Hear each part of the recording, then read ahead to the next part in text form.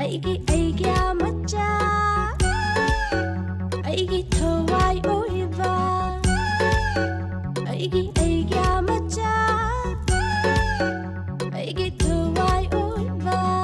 Nungsiba nang bau thengnarubadagi Maitai ningol ai haksa, Eigyada ngaujabi ai haksa.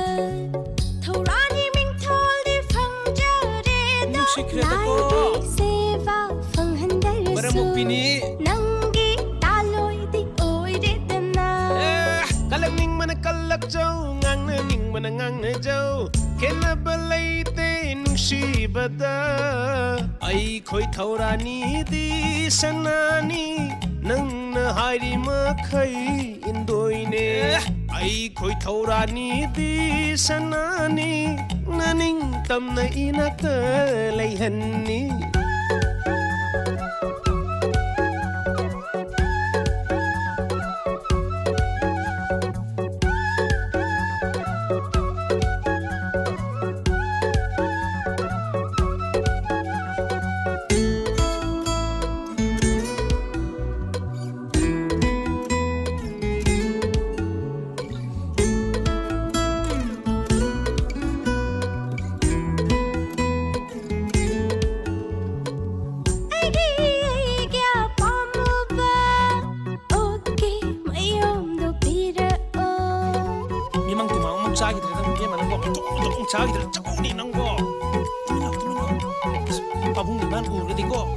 Eigi Eigya nungsiba nana na koida jabo bibida o falimdadi hai binu panthauda su khanghan binu na oibina koida jaba mathang bibida o.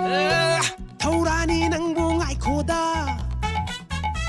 matang matam su yenguda babung imana ukradi lisai marudi soiraroi kana su khanghanda kana su unda tapna ingna hona si nang na hekta ketana tharaga ai bumi mangda di famhannuda.